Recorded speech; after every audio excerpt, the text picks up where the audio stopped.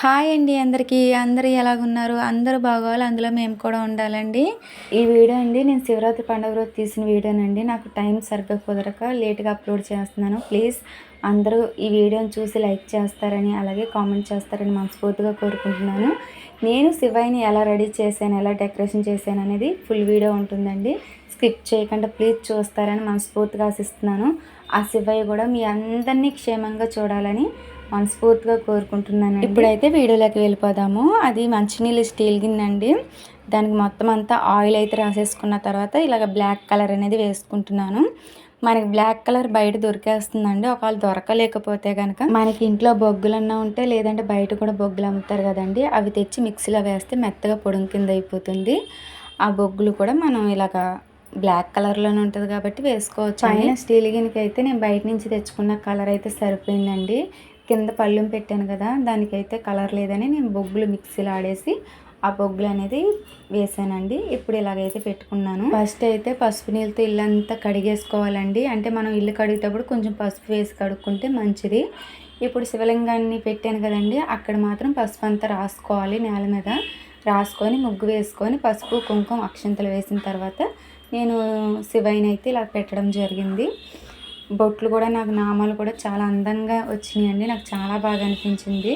ఇంకా మొత్తం అంతా డెకరేషన్ అయిపోయిన తర్వాత చుట్టూ ఫ్లవర్లు ఎట్టి ముగ్గుతో అలాగా ఫ్లవర్ కింద వేసి పసుపు కుంకుమ చిన్న చిన్న పువ్వుల రేకులు అయితే వేసుకున్నాను. నా దగ్గర ఉన్న ప్లాస్టిక్ పువ్వులతోనైతే ఇవన్నీ డెకరేషన్ చేసుకున్నాను. స్వామివారి చుట్టూనైతే నేను పందులు వెలిగించుకున్నానండి, దీపాలు పెట్టి. చాలా నాకు 2 కళ్ళు సరిపోలేదండి. అంత మనస్ఫూర్తిగా చెప్తున్నాను. నాకు చాలా చాలా ఎందుకో తెలీదు, ఆ దేవుని చూస్తున్నట్టే అనిపించిందండి. నిజంగా నేను ఇలా చెయ్యాలని అనుకోలేదు.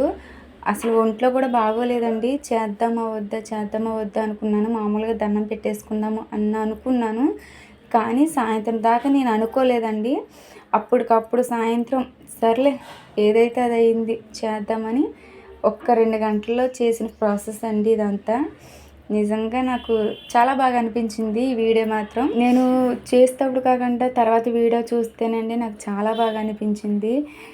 అసలు నాకు అసలు ఆ స్వామిని చూస్తే అలా కళ్ళంటి నీళ్ళు కూడా వచ్చేసినాయండి. నిజంగా అంత బాగా అనిపించింది. మీకు ఎలాగ అనిపించిందో కామెంట్ చేసి అయితే చెప్పండి ఈ వీడియో మొత్తం. ఇంకా మా అత్తయ్య గారు మా పిల్లలు అయితే పటికలింగాలకి అయితే నీలాభిషేకం చేశారండి. వాళ్ళు చేసిన తర్వాత ఇంకా మా ఆయన గారు నేను కూర్చొని అభిషేకం చేసి ఆ పటికలింగాన్ని ఆ స్వామివారి ముందు అయితే కూర్చోబెట్టి పువ్వులు గట్ట అలంకరణ చేసి పూజ అయితే చేసుకున్నామండి.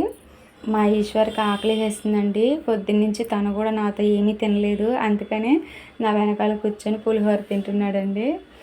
నాతో పాటుగా అసలు పొద్దున్నుంచి ఏం తినకుండా అలాగే ఉన్నాడండి.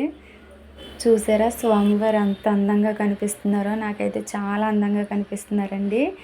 లైట్ కట్టేసిన తర్వాత వీడియో తీసిందండి మా పాప. చాలా బాగుంది. ఆ స్వామివారికి నైవేద్యం ఏముండేనంటే అండి పరవన్నము, దద్దోజనము, పులిహోర, సున్నుండ్లు, నూసిములు అయితే చేశానండి. అలాగే అరటిపళ్ళు, కమలాకాయలు అయితే ఉన్నాయి. అత్తయ్య గారు అయితే కమలాకాయలు తీసుకొచ్చారండి. ఇంకా మొత్తం అంతా ఇలాగ అలంకరణ చేసుకొని స్వామివారికి నైవేద్యం పెట్టి దీపధూప నైవేద్యాలతో మనస్ఫూర్తిగా దండం పెట్టుకున్నానండి. చూసారండి మా చిన్న స్వామివారు పటికలింగం అండి, ఎప్పుడు ఇంట్లో ఉంటారు.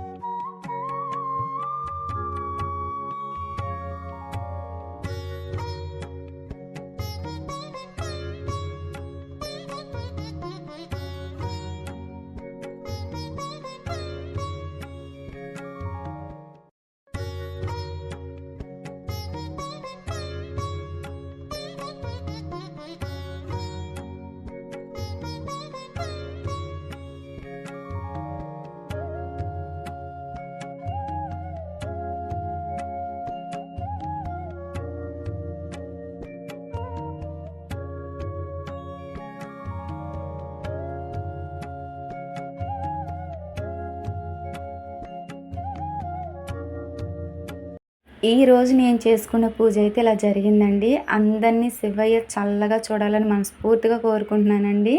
ఈ వీడియో నచ్చితే కనుక లైక్ చేయండి, షేర్ చేయండి, ప్లీజ్ సపోర్ట్ చేయండి, అలాగే సబ్స్క్రైబ్ చేసుకోండి.